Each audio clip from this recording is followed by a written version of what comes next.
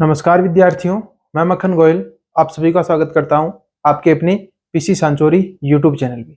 अपनी जो mental ability की क्लासें चल रही थी उनको निरंतर आगे बढ़ाएंगे और आज का जो अपना नया टॉपिक स्टार्ट करने जा रहे हैं बीजातीय शब्दों को अलग करना।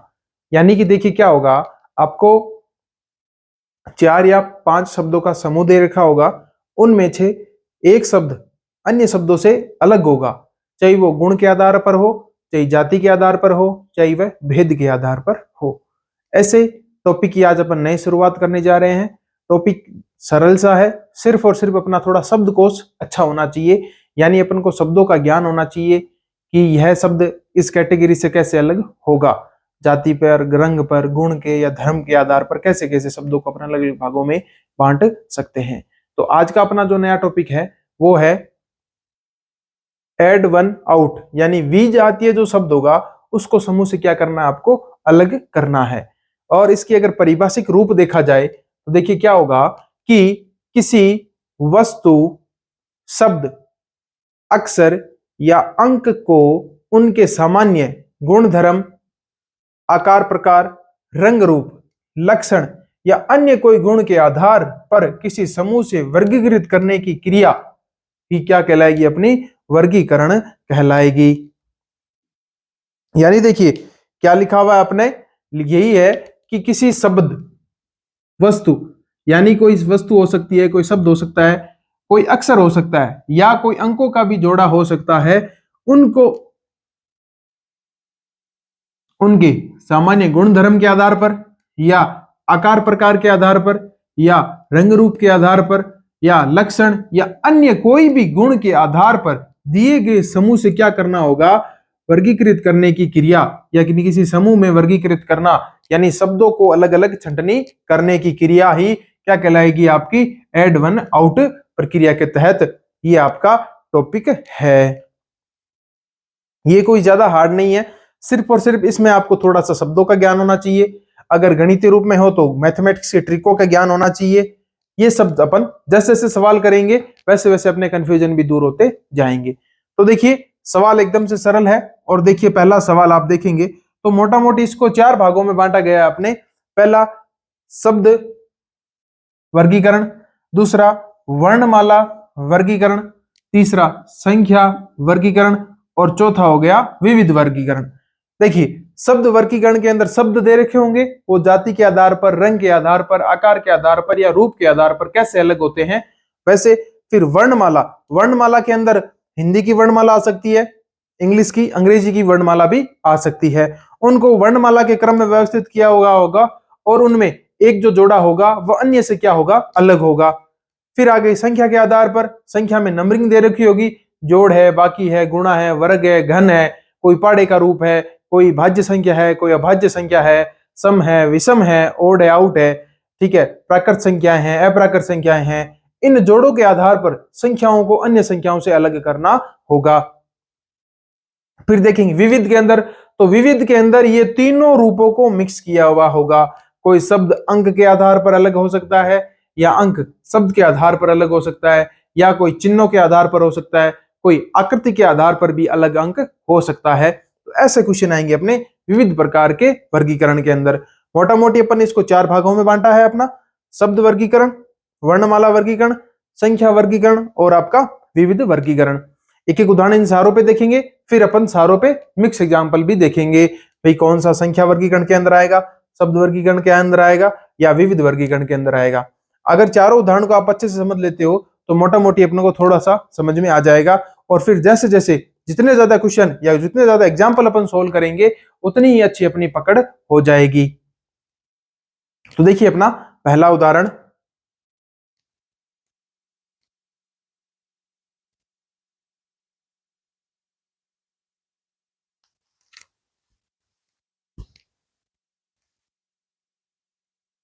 आप देखेंगे शब्द वर्गीकरण के अंदर पहला एग्जाम्पल लिया है अपन ने, शेर, बाघ, मगर और चीता। आप देखेंगे कि 4 जानवरों के नाम है, चारों क्या है, जानवर है, लेकिन एक इनमें अलग भी है। देखिए किस आधार पर अलग किया जा सकता है, शेर है, बाघ है, मगर है, चीता है। मगर का मतलब यहां पे मगरमच्छ होगा। तो देखिए अब चार ऑप्शन दे रखे हैं आपको, ए, बी, सी और डी। इन चारों में एक शब्द है जो अन्य तीन से अलग है। क्या शेर अन्य तीन से अलग है? क्या बाघ अन्य तीन से अलग है? या मगर अलग है? या आपका चीता अलग है? तो आप देखेंगे भाई, खाने के आधार पे देखें तो चारों ही मांस खाते हैं, मांसाहारी है, तो अपन अलग नहीं कर सकते। तो बताइए किस आधार पर एक को अन्य तीन से अलग किया जाए? सोचिए थोड़ा सा और अपने दिमाग को कांस्टेंट करके कोशिश कीजिए भी कैसे इन चारों में से एक शब्द को अलग किया जाए। मगर को किया जाए, चीते को किया जाए, या शेर को किया जाए।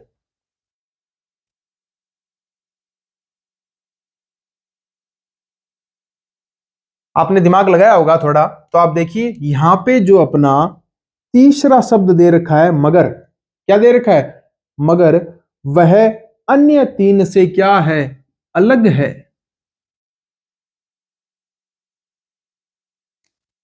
अब बताइए कैसे अलग है? क्या है? कैसे अलग है? तो मैं आपको बता दूं कि शेर, बाघ और चीता यह तीनों स्थलीय जीव है, जबकि मगर क्या है आपका? जलीय जीव। यानी शेर, बाघ और चीता जो जंगल के अंदर रहते हैं और पृथ्वी पर रहते हैं। ठीक है, पृथ्वी पर रहते हैं, लेकिन पृथ्वी का कौन सा भाग? जो स्थलीय भाग है, वहां पे निवास करते हैं। उनका रहना, खाना पीना सब स्थलीय आकृतियों पर ही होता है। और जबकि जो मगरमच्छ होता है, वह हमेशा ही कहां रहता है? समुद्र के अंदर रहता है, नदियों में रहता है, तालाबों में रहता है। हालांकि वो स्थल पे आता है, लेकिन कुछ एक समय के लिए। इन चारों को देखा जाए तो आपका जो मगर है वो इनसे क्या है? अलग है। किस आधार पर अलग है? इनकी जलीय जाति के आधार पर अलग है। शेर, बाघ और चीता अपनी कौन सी जाति के अंदर आएंगे? स्थलीय जीवों के अंदर आएंगे, जबकि मगर किसके अंदर आएगा? आपका जलीय जीवों के अंदर आता है। तो यहां पे अपना जो सी ऑप्शन होगा वो राइट आंसर होगा। क्या आपने सोचा होगा ऐसा भी क्वेश्चन बनते होंगे? देखिए ये जो भी टॉपिक है रीजनिंग के, मेंटल एबिलिटी के, जो विद्यार्थी डायरेक्ट ट्वेल्थ करके फर्स्ट टाइम कंपटीशन की तैयारी कर रहे हैं ना, उनके लिए रीजनिंग के सारे टॉपिक्स नए होंगे। वो सोच भी नहीं सकते होंगे सर ऐसे भी क्वेश्चन बनते होंगे। किसी में कोई जोड़ेगा, कोई बाकी करेगा, कोई रिश्तों के आधार पर पूछा जाएगा, कोई श्रेणी के आधार पर पूछा जाएगा। जैसे इसमें ऐसे भी क्वेश्चन आते हैं। तो आप जो फर्स्ट टाइम तैयारी कर रहे हैं उनके लिए टॉपिक थोड़ा अजीब सा होगा कि सर शेर, बाघ, मगर है तो जीव ही, लेकिन फिर भी मगर को कैसे अलग किया गया? तो अपन ने देखा कि मगर यहाँ पे क्या है? जलीय जीव की श्रेणी में आता है, जबकि शेर, बाघ, चीता हमेशा किस में आते हैं? स्थलीय जीवों की श्रेणी में आते हैं। इसलिए यहाँ पे आपका मगर ऑप्शन है वो अन्य तीन से क्या है? अलग है। तो यहाँ पे आपका सी ऑप्शन आपका राइट आंसर होगा। ये था आपका पहला उदाहरण। ऐसे बहुत सारे उदाहरण करेंगे। एक तो अपन ने सिर्फ वर्गीकरण करके एक उदाहरण लिया है इसको समझने के लिए। आगे देखिए वर्णमाला वर्गीकरण।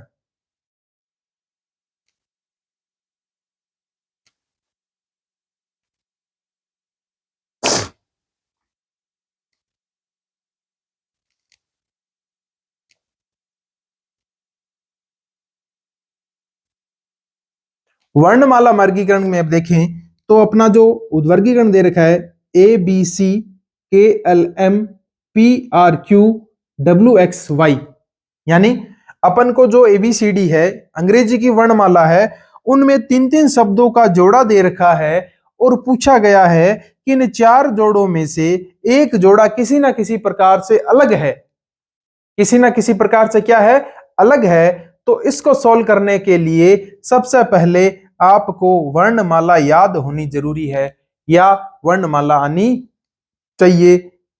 प्रत्येक जो आपका शब्द होता है उसके जो वर्ण क्रम का निर्धारण होता है वह क्रमांक संख्या भी आपको याद होनी चाहिए, जिससे अपन क्या कर सकते हैं कि अपने जो भी शब्द होंगे उनको अपन देख लेंगे कि भाई किस प्रकार से वे अलग होगा। इससे क्या ये नंबर के आधार पर होगा, या किस प्रकार ये आपस में समानताएं रखेंगे। तो थोड़ी सी अपन देखिए वर्णमाला के हैं, तो सबसे पहले अपन वर्णमाला ड्रॉ लिख लेते हैं अपनी, ताकि अपन आसानी से इसको समझ सकें।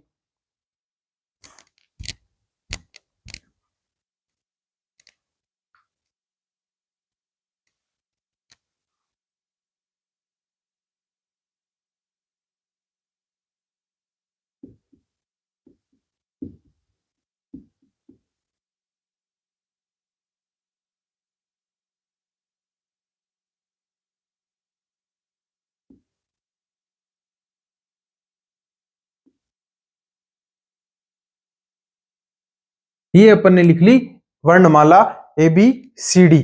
अब देखिए शब्दों को देखना होगा कि वो किस प्रकार से अलग है। तो अपन देखिए अक्षरों का चयन करते हैं कि अपने कौन कौन से अक्षर हैं। तो देखिए सबसे पहले दे रखा है ABC, यानी ABC एक क्रम में है। दूसरे देखिए KLM, KLM, फिर है PRQ, PRQ, ये तीन हो गए। फिर है WXY, WXY। आपने जब वर्णमाला लिखने के पश्चात शब्दों को देखा तो आपने भिन्न क्या पाया कि भिन्न यह लगा कि जो A के बाद हमेशा B आता है, B के बाद हमेशा ही C आता है, यानी जो ये तीनों शब्द है वो क्रम में लिखे हुए हैं A B C।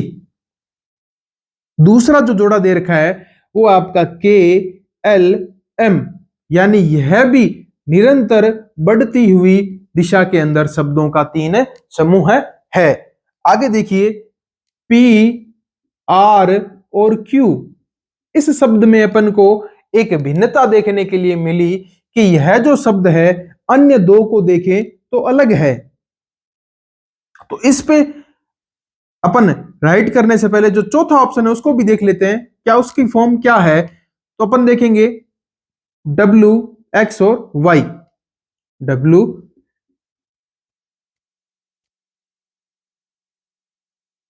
अब अपन ने चारों शब्दों को लिख लिया है। तो अपन को देखने को मिला यह भी अक्सर निरंतर क्रम है इनका। दूसरा जो है KLM, ये भी इनका निरंतर क्रम है।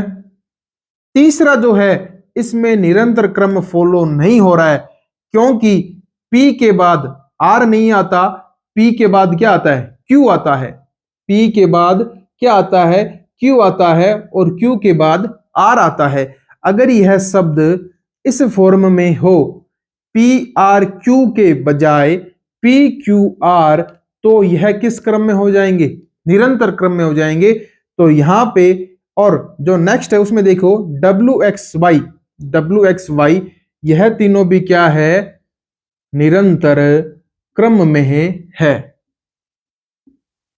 ठीक है, तो अपन यह कह सकते हैं कि यह जो चार शब्द अपन को दे रखे हैं उनमें जो PRQ है इनका क्रम अन्य तीन से क्या है, अलग है। कैसे अलग है, तो अपन देखेंगे कि तीनों शब्दों में निरंतर क्रम फॉलो हो रहा है। A के बाद B, B के बाद C, K के बाद L, L के बाद M, W के बाद X, X के बाद Y।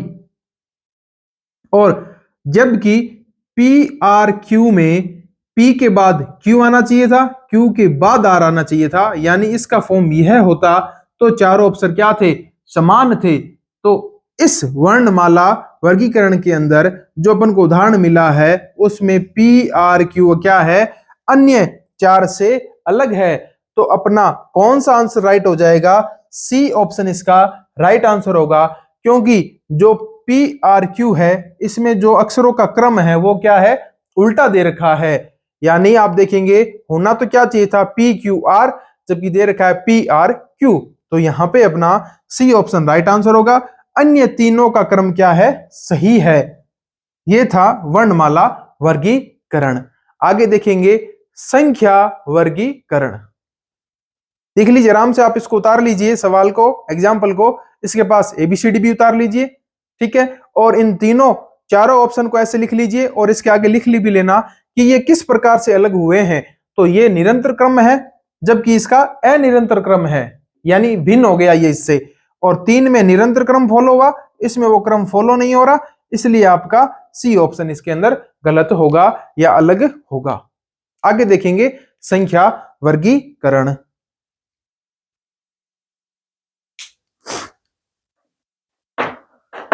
तो देखिए संख्या वर्गीकरण के अंदर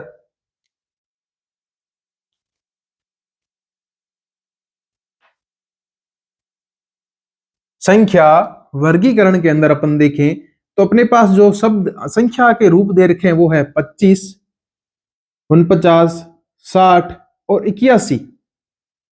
तो आप सभी कैसे बताएंगे कि इन चारों में से एक जो संख्या मान है वो अलग है, और किस प्रकार अलग है यह भी आपको बताना होगा। अलग तो है तभी तो सवाल बनाया है। अब वो अलग कौन सा है? क्या 25 अलग है अन्य 3 से, या 49 अन्य 3 से अलग है, या जो आपका 60 अन्य 3 से अलग है, या 81 है जो अन्य 3 से अलग है। तो अगर आपने अच्छे से पहाड़े याद कर लिए होंगे, पहली की क्लास में मैंने आपको बताया था कि आपको पहाड़े, घन, वर्ग ये अच्छे तरीके से याद करने होंगे, और पूरी वर्णमाला जो भी अपन ने काम ली है, चाहे वह अंग्रेजी की हो चाहे वह हिंदी की हो, और बेसिक जो शब्द होते हैं इंग्लिश के उनको पर भी आपकी पकड़ मजबूत बनानी होगी, क्योंकि इसके आधार पर भी अपना एक टॉपिक है जो आगे आएगा। तो ये जो अपना क्वेश्चन आप देखेंगे कि 25 अलग है क्या, 49 अलग है, या 60 अलग है, या 81 अलग है। यहां पे अगर आपने सभी वर्ग याद किए हुए हैं तो आपको पता होगा 25 किसी ना किसी संख्या का वर्ग होता है, 49 यानी गुण 50 किसी ना किसी संख्या का वर्ग होता है, 60 किसी संख्या का वर्ग होता है क्या? नहीं। और 81 वर्ग होता है। यानी आप क्या लिख सकते हैं कि 25 5 का वर्ग हो गया, 49 7 का, 60 किसी संख्या का होता नहीं है, और 81 हो गया 9 का। यानी आप देखेंगे कि यह जो चार संख्याएं दे रखी है वो आपका 5 का वर्ग 25, 7 का वर्ग 49, 9 का वर्ग 81, जबकि 60 किसी का वर्ग नहीं होता है। तो यह संख्या जो 60 है वो अन्य 3 से अलग हो गई है वर्ग के आधार पर। तो यहां पे अपना जो सी ऑप्शन है 60 वो अलग हो जाएगा। देखिए संख्या के रूप में संख्याओं का कोई भी फॉर्मेट आ सका है, संख्या घन पर हो सकती है, संख्या वर्ग पर हो सकती है, संख्या का कोई पहाड़ा लिखा हुआ हो सकता है, कोई ना कोई क्रम फॉलो होगा। तो यहाँ पे जो अपन ने इस एग्जाम्पल में देखा तो यहाँ पे जो 4 अंक दे रखे थे, 4 जोड़े, उनमें वर्ग का फॉलो कर रहे हैं 3 अंक। यानी आप देखेंगे यानी इन चारों में जो 3 है वो वर्ग का फॉर्मूला फॉलो कर रहे हैं, ठीक है, यानी उसके लिए समान है। लेकिन जो आपका 60 है वो किसी भी संख्या का वर्गमूल नहीं होता है। तो यहां पे आपका सी ऑप्शन राइट होगा 60। आगे देखिए विविध वर्गीकरण। तो विविध वर्गीकरण के अंदर आपको सभी सवालों को मिक्स कर दिया जाएगा, यानी जो सभी वर्गीकरण है ना, शब्द का वर्गीकरण है, वर्णमाला का वर्गीकरण है, संख्याओं का वर्गीकरण है, इन सब को मिक्सअप कर दिया जाएगा और आपसे सवाल पूछा जाएगा। जैसे यहां पे जो अपना सवाल है वो इन तीनों से अलग है और इसमें अपन को चिन्ह दे रखे हैं। क्या दे रखे हैं? चिन्ह दे रखे हैं। और चिन्ह भी कौन कौन से दे रखे हैं? प्लस, माइनस, इक्वल और एंड। आप देखेंगे ये हो गया प्लस जोड़ने का, माइनस हो गया घटाने का, इक्वल हो गया बराबर का, एंड का हो गया और, जैसे राम और सीता, राम एंड श्याम, ठीक है। एंड का मतलब हो गया दो शब्दों को अलग अलग दर्शाने के लिए, जैसे राम एंड मोहन लिखते हैं अपन, राम और श्याम लिखेंगे, राम एंड सीता लिखेंगे, तो उस समय एंड का प्रयोग किया जाएगा। तो अपन यहां पे कह सकते हैं कि प्लस, माइनस और बराबर, और ये जो एंड का सिंबल होता है, इन तीनों में यह जो तीन है ये गणितीय क्रियाओं पर आधारित है, जबकि जो एंड है वो किसी भी तरीके से गणितीय क्रियाओं में या संक्रियाओं में प्रयोग नहीं होता है। तो दिया गया एंड का जो सिंबल है या जो चिन्ह है वो अन्य तीन चिन्हों से क्या है, भिन्न है, या अन्य तीन जो चिन्ह है उनसे क्या है, अलग है। आप देखेंगे कि प्लस का जोड़ने के लिए प्रयोग किया जाता है, माइनस का शब्दों को घटाने के लिए, बराबर का इक्वल का दिन, दोनों शब्द जब मान बराबर हो तब इक्वल, और एंड का हो जाएगा और से हो जाएगा, अलग करने से हो जाएगा। तो यहाँ पे आपका जो एंड का चिन्ह दे रखा है वो अन्य तीन से क्या होगा, अलग होगा। तो यहाँ पे जो अपना डी ऑप्शन है वो क्या होगा, राइट होगा। ये थे आज का अपना जो नया टॉपिक है शुरू किया, उसके महत्वपूर्ण जानकारी कि विजातीय शब्द कैसे होंगे, किसी वस्तु, शब्द, अक्षर, अंक को उनके सामान्य गुण धर्म, आकार प्रकार, रंग रूप, लक्षण या अन्य गुणों के आधार पर अलग किया है। जैसे आप देखेंगे तो इन चारों में अपन ने गणितीय शब्दों को अलग कर दिया, ये इनकी एक जाति हो गई, और एंड को अलग कर दिया। ये देखेंगे तो वर्ग के आधार पर अलग किए हैं। यह देखेंगे तो इनकी स्थल आकृति, यानी स्थलीय धरती पे पाए जाते स्थलीय जीव हो गए जाति के आधार पर, ये हो गया जलीय जीव के आधार पर अपन ने इसको अलग किया है। एबीसीडी में देखेंगे तो अपन ने क्रम के आधार पर इन शब्दों को अलग किया है। आप आराम से इनको लिख लीजिए और नोट कर लीजिए, या वीडियो को एक बार रोक सकते हैं या स्क्रीनशॉट ले लीजिए। आगे कुछ एक उदाहरण और करेंगे अपन इसी पर आधारित।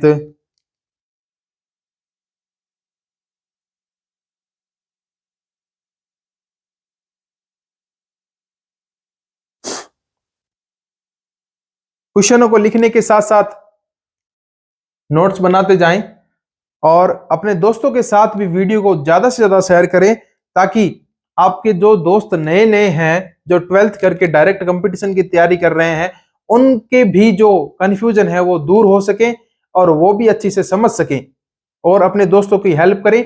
और आप भी वीडियो को बार बार अंत तक पूरा देखें अपने टॉपिक को क्लियर करने के लिए। देखिए कुछ एक उदाहरण और लेके आते हैं। मैं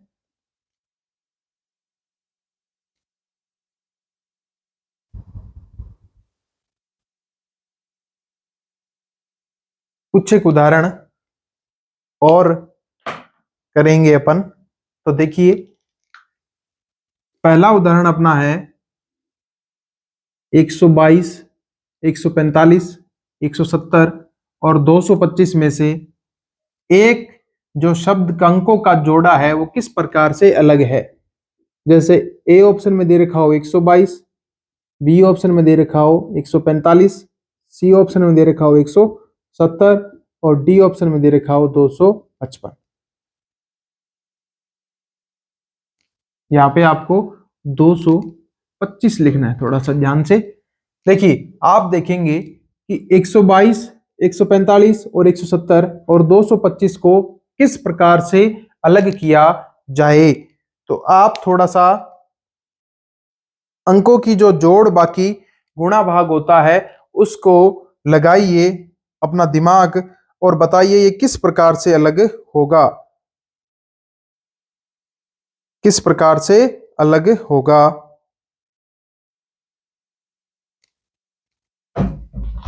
तो देखिए अभी थोड़ी देर पहले ही अपन ने एक वर्ग पर, संख्या वर्गीकरण में वर्ग पर आधारित क्वेश्चन किया था।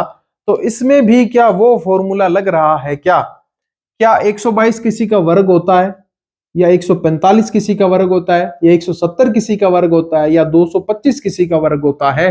जब इतना देखने के बाद मेरे को ज्ञान में आया कि 225 वर्ग होता है 15 का, यानी इन चारों में से एक जो शब्द है वो तो निकल गया मेरा 225, जो किसका वर्ग है, 15 का वर्ग है। यानी 15 इंटू 15 कितने हो गए, 225 हो जाते हैं। और अन्य 3 हिस्से क्या हो गए हैं, अलग हो गए हैं। क्या ये अपना ट्रिक सही है?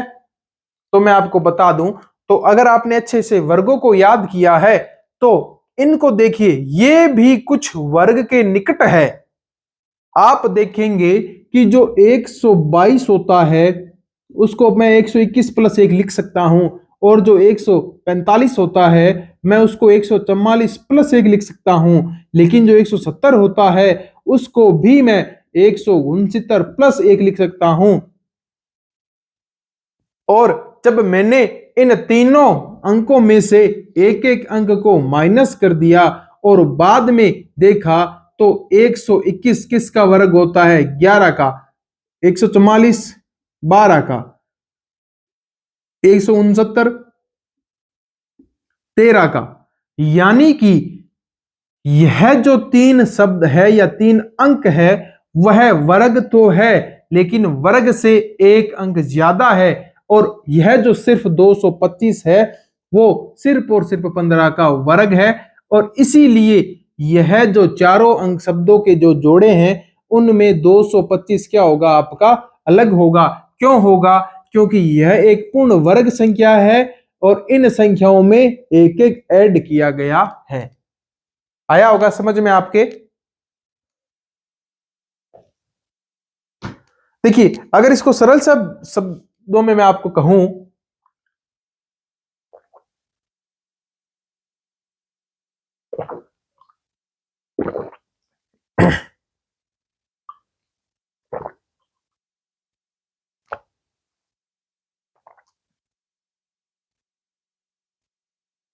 अगर मैं इस क्वेश्चंस को आपको सरल भाषा में समझाऊं तो आप देखेंगे 4 दे रखे हैं आपको अंक, 122, 145, 170 और 225।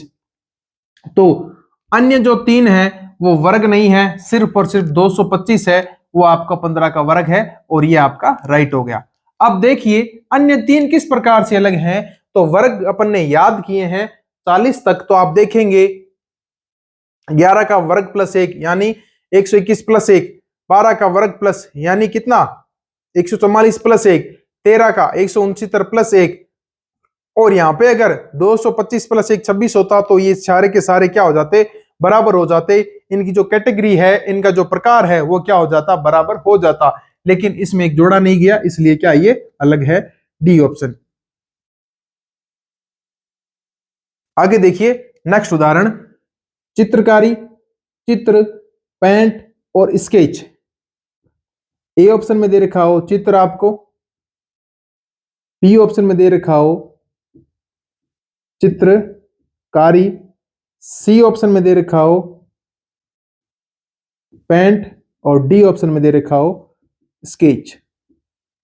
तो बताइए इन चारों शब्दों में से एक शब्द अन्य 3 से किस प्रकार से अलग होगा। इन चारों शब्दों में से एक जो शब्द है वो अन्य 3 से किस प्रकार अलग होगा। आप शब्दों को बार बार पढ़िए, चित्र, चित्रकारी, पेंट और स्केच, चित्र, चित्रकारी, पेंट और स्केच, चित्र, चित्रकारी, पेंट और स्केच। तो आपको ज्ञान में आया होगा कि चित्र और चित्रकारी और स्केच करने के लिए पेंट या जिसे अपन कलर कहते हैं इसकी आवश्यकता होती है। यानी बिना पेंट या कलर के ना तो चित्र बनाया जा सकता है, ना ही चित्रकारी की जा सकती है, ना ही स्केच किया जा सकता है। इसलिए दिए गए चारों शब्दों में से जो आपका सी ऑप्शन होगा पेंट, वो अलग होगा, वो विजातीय होगा। यानी इसकी जाति प्रकृति अन्य 3 से क्या है, अलग है। चित्र बनाने के लिए पेंट चाहिए, चित्रकारी के लिए पेंट चाहिए, स्केच करने के लिए भी कलर या पेंट की आवश्यकता होती है। तो यहां पे अपना सी ऑप्शन यहां पे राइट होगा। आगे देखिए अपना नेक्स्ट उदाहरण, सोना, हीरा, प्लेटिनम व टंगस्टन। लिखिए आप और इसको सोल्व करने की कोशिश कीजिए। क्या क्या है, सोना है, हीरा है, प्लेटिनम है, टंगस्टन है। क्या है? सोना, हीरा, प्लेटिनम व टंगस्टन। जैसे आप देखेंगे ए ऑप्शन में अगर आपको मिले सोना,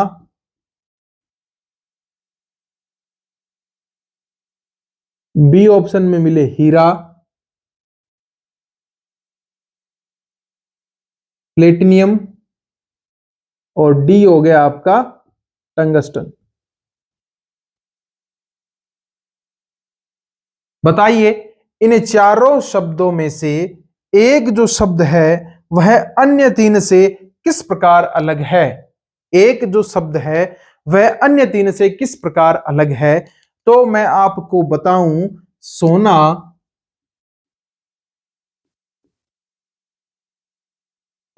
प्लेटिनम और टंगस्टन अलग है किससे? हीरा, या जो जिसे अपन कहते हैं डायमंड। क्या है? सोना, प्लेटिनम, टंगस्टन अलग है किससे? जो अपन को हीरा शब्द दे रखा है उससे अलग है। तो किससे अलग हैं? कैसे अलग हैं? तो मैं आपको बताऊं, तो यह जो तीनों हैं वो धातु की श्रेणी में आते हैं। हीरा है जो अधातु की श्रेणी में आता है। तो यहां पे अपना हीरा बी ऑप्शन राइट होगा। देखिए, आपको रीजनिंग करने के लिए सभी चीजों का ज्ञान होना जरूरी है। इसमें ऐसा कुछ भी नहीं है। जैसे साइंस के अगर क्वेश्चन आएंगे तो उसमें सिर्फ साइंस ही पूछी जाएगी। जीके के अंदर जीके से ही क्वेश्चन आएंगे। रीजनिंग के अंदर सभी जो सब्जेक्ट होते हैं उनका समावेशन है। यह जो आप देखेंगे वो आपका साइंस से आ गया है, यह आपका गणित मैथ से आ गया है, वर्ग से आ गया है। तो यहाँ पे आपको बेसिक सी जानकारी होनी चाहिए। और यह कब होगी? जब आप ज्यादा से ज्यादा एग्जाम्पल या ज्यादा से ज्यादा उदाहरण को अपन सोल्व करेंगे, और जब बार बार उदाहरण सोल्व करेंगे तो अपन को ये सारी चीजें याद भी हो जाएगी। तो यहाँ पे अपना जो सी ऑप्शन है वो राइट होगा। और कैसे राइट हुआ? क्योंकि जो सोना है धातु, प्लेटिनम है धातु, टंगस्टन है धातु, जबकि आपका हीरा धातु नहीं है, मेटल की श्रेणी के अंदर नहीं आता है, नॉन मेटेलिक। यानी यह जो तीन है वो मेटल कहलाते हैं, हीरा आपका मेटल नहीं होता है, इसलिए आपका बी ऑप्शन राइट होगा। सरल सी भाषा में बोलूं, सोना, हीरा, प्लेटिनम, टंगस्टन में हीरा शब्द अलग है, यह तीन धातुएं हैं और ये आपकी अधातु है। तो सी बी ऑप्शन आपका राइट होगा। आगे देखिए अपना नेक्स्ट, अबरख, जिंक, आयरन और क्लोरीन। क्या क्या ऑप्शन है आपके पास में? ऑप्शन दे रखा है अबरख, जिंक, आयरन, क्लोरीन। यह भी आप देखेंगे तो थोड़ा साइंस से मिलता जुलता क्वेश्चन है। देखिए कैसे, आप शब्दों को बार बार पढ़िए। अबरख, जिंक, आयरन, क्लोरीन, अबरख, जिंक, आयरन, क्लोरीन, अबरख, जिंक, आयरन, क्लोरीन। क्या आपने इन शब्दों को कभी सुना है 10th में, 12th में, 11th में, 8th में, 9th में? तो आपको ज्ञान में आया होगा कि यह जो चारों शब्द है, अबरख है, जिंक है, आयरन है और क्लोरीन है। तो मैं आपको बता दूं कि जो अबरख है, जिंक है, आयरन है, यह जो तीनों है वो ठोस अवस्था में पाया जाते हैं, जबकि आपकी जो क्लोरीन हमेशा क्या होती है? गैसीय अवस्था। क्लोरीन क्या है? एक गैस का नाम है। क्लोरीन क्या है? गैस का नाम है। यानी धातुओं को तीन भागों में, ठोस अवस्था, द्रव अवस्था और गैसीय अवस्था में बांटा जाता है। तो अपन देखेंगे कि अबरख, जिंक और आयरन ठोस धातु की श्रेणी में आते हैं, जबकि जो क्लोरीन है वो कौन सा रूप है उसका? गैसीय रूप कहलाता है। तो यहाँ पे अपना जो डी ऑप्शन है वो क्या होगा? राइट होगा। क्योंकि अन्य जो तीन दे रखे हैं वह आपके क्या है? ठोस पदार्थ हैं, जबकि आपकी जो क्लोरीन नाम आ गया है यह आपका गैसीय रूप होता है। तो यहां पे अपना जो डी ऑप्शन राइट होगा, यानी जो क्लोरीन है वह अन्य तीन से क्या है, अलग है। आगे देखिए, टेबल, कुर्सी, अलमीरा और कंप्यूटर, क्या क्या दे रखा है। ए ऑप्शन में टेबल, बी ऑप्शन में कुर्सी, सी ऑप्शन में है अलमीरा और डी ऑप्शन में है कंप्यूटर। यह चारों ऑप्शन देखते आपके दिमाग में आया होगा कि यह चारों ऑप्शन तो सर हमारे घर पे हैं अवेलेबल। टेबल भी आपके घर पे होगी, कुर्सी भी आपके घर पे होगी, अलमारी कपड़े रखने के लिए और अन्य वस्तुओं को रखने के लिए प्रयोग की जाती है, और हो गया कंप्यूटर। तो आप मेरे को बताइए इन चारों में से एक जो है वो अन्य तीन से किस प्रकार अलग है। क्या टेबल कुर्सी अलमीरा से अलग है, क्या कुर्सी टेबल अलमीरा कंप्यूटर से अलग है, या जो अलमारी होती है अलमीरा वह आपकी टेबल कुर्सी कंप्यूटर से अलग है, या कंप्यूटर अलमीरा कुर्सी टेबल से अलग है। तो आप जब इन चारों शब्दों को बार बार रिवाइज करेंगे कि टेबल कुर्सी अलमीरा, टेबल कुर्सी अलमीरा, टेबल कुर्सी अलमीरा कंप्यूटर, तो आपको ज्ञान में आएगा कि यह जो तीन शब्द हैं कौन से टेबल, कुर्सी और जो आपकी अलमारी जिसे अपन कहते हैं, यह क्या है, आपके लकड़ी का बना फर्नीचर, लकड़ी का बना फर्नीचर की कैटेगरी में आते हैं। टेबल, कुर्सी और जो अलमारी है यह आपकी फर्नीचर की श्रेणी में आते हैं, जबकि कंप्यूटर क्या है, एक गणितीय क्रियाओं को करने वाली इलेक्ट्रिकल डिवाइस, वैद्युतिक यंत्र या वैद्युतिक युक्ति है। तो यहां पे आपका जो आप देखेंगे डी ऑप्शन राइट होगा, कंप्यूटर। कंप्यूटर अन्य तीन से अलग है, कैसे। टेबल, कुर्सी, अलमीरा फर्नीचर लकड़ी से निर्मित है, जबकि कंप्यूटर एक इलेक्ट्रिकल डिवाइस है। कंप्यूटर एक क्या है, इलेक्ट्रिकल डिवाइस है। टेबल कुर्सी किसी प्रकार से इलेक्ट्रिकल डिवाइस नहीं है। ये आपका हो जाएगा computer, D option right answer होगा। आगे देखिए अपना नेक्स्ट उदाहरण है, बिल्ली का बच्चा, भेड़ का बच्चा, बछड़ा और बकरी। ऑप्शन क्या आपके पास में,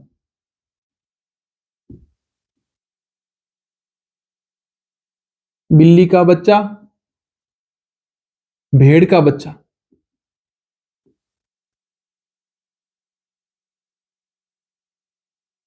सी में बछड़ा